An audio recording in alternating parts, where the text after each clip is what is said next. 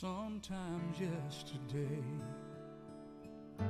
can seem a million years away, and I'll forget exactly what to say when asked about my past.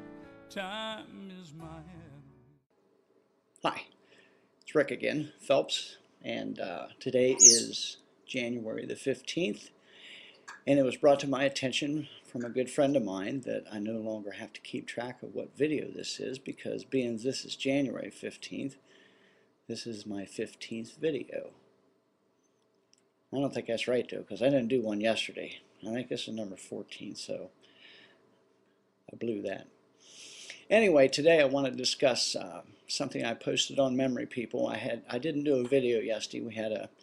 We had some things to do yesterday, and I just didn't get around to it. So I posted a question on Memory People, and I asked the folks there what they thought was how they thought the best way to bring awareness to this disease. Would it be education, early detection, or just is awareness the most important thing? And I had many good answers. Education was one of them. A lot of people thought that there needs to be more people educated in the subject of Alzheimer's, and I truly believe that also. It was brought up, even the caregivers and even the people that work in these facilities need to be more educated, be it the nurses, nurses assistants, or whatever. I think, now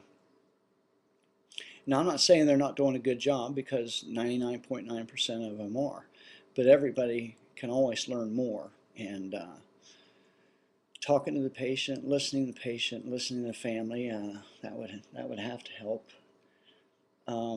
Another thing, a big thing that was talked about to help in the awareness of this disease is early detection, and I agree with that 100%.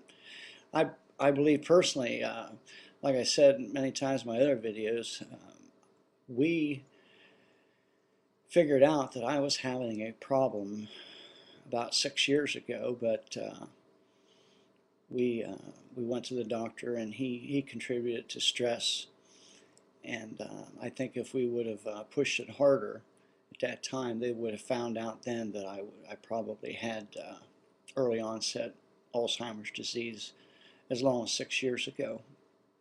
But we didn't do anything with it, and now 6 years later, I was officially diagnosed with EOAD 8 months ago, but I know I had the symptoms of it at least, well, about 6 years ago. So once again, if I would have followed up on it and not listened to my local doctor and went ahead and got a second opinion, I think the early detection would have helped me out. I could have got on the medication a lot sooner, the Exelon patches or the pills or whatever, to like I said, it doesn't cure it, but it slows the progression of it down. I think my opinion is all of these are good ideas. Everybody, I mean, there were so many answers to my question that I had yesterday. I wrote some of them down that I was looking at here so I can remember what to say, but they was all good answers. But my deal is, I really believe the awareness. The awareness is the key. Personally, I think that, because if we can get awareness out there, that's going to bring education. Because if people are aware of the Alzheimer's disease, education is going to fall in line. They'll learn to be educated about Alzheimer's.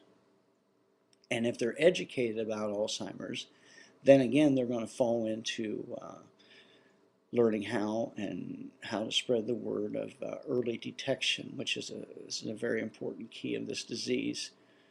A lot of people, I'm sure, all over the United States or all over the world, you know, they have some memory problems, and if they're in their 60s or 70s or 80s, they attribute it to old age. I know years and years ago they used to call this disease hardening of the arteries, is what they referred to it as. But anyway, nowadays, like I said before, if you know someone, a family member or a close friend or whatever, and you notice they're having memory problems, lapses, or whatever, uh, just tell them, advise them. Go to your local doctor and have them perform a mini mental test. Like I talked on these videos before, it's a simple test. It takes 5 or 10 minutes, and they'll be able to see where you are at as far as being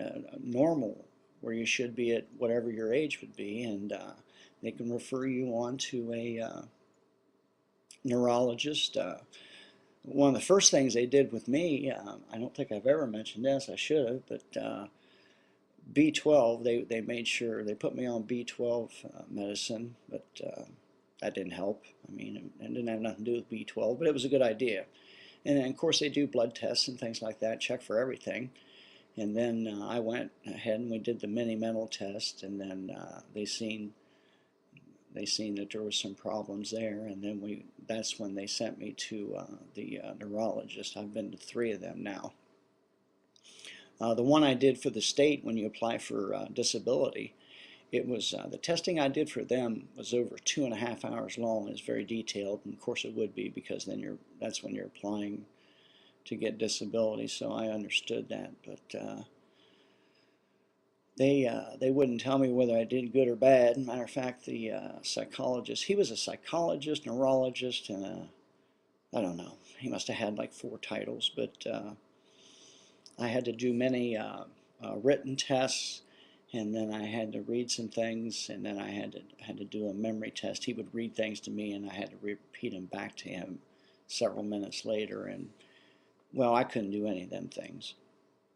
First of all, I was nervous, and second of all, I have a memory impairment, and it was obvious to him, and I know it was, but he did a good job, and he was very very professional. And after I did them tests and we left and got home, it was only about 2 weeks before I got a letter from, well, it was about less than that. It was about a week. I got a letter from the gentleman, the doctor that did the tests on me, and I got a letter, and also my local doctor got a letter because I wanted him in on the loop of it.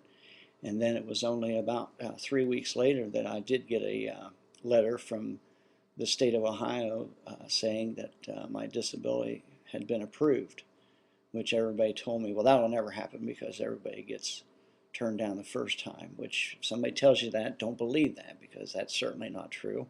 I never applied for disability in my life, and the first time I applied, I was approved. So people that tell you that, maybe it's their experience, but it's certainly not true, I can tell you that.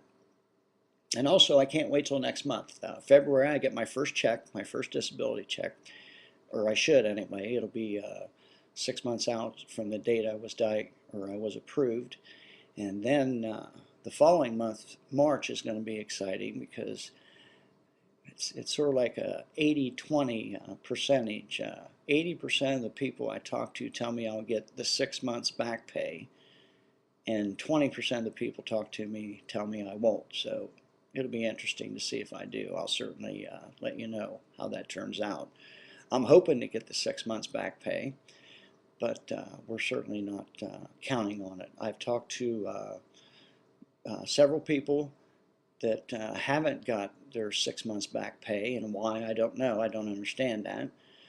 But I know for a fact 2 of my cousins did apply for disability, were approved, and I know they got their 6 months back checks from disability, because I took them to the bank when they cashed them, so I know they got it. But why some people get it and why some don't, that's another thing I don't understand. There's probably a reason, but it's way beyond me.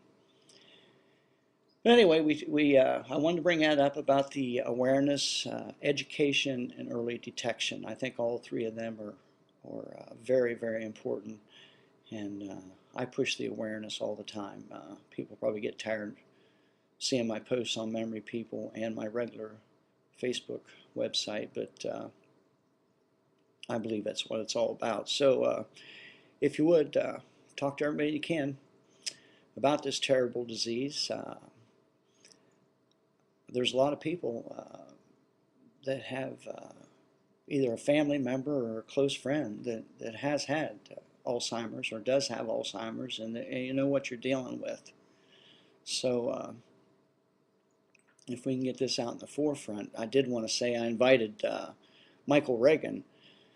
He's the son of, actually stepson of President Reagan, to our Memory People website.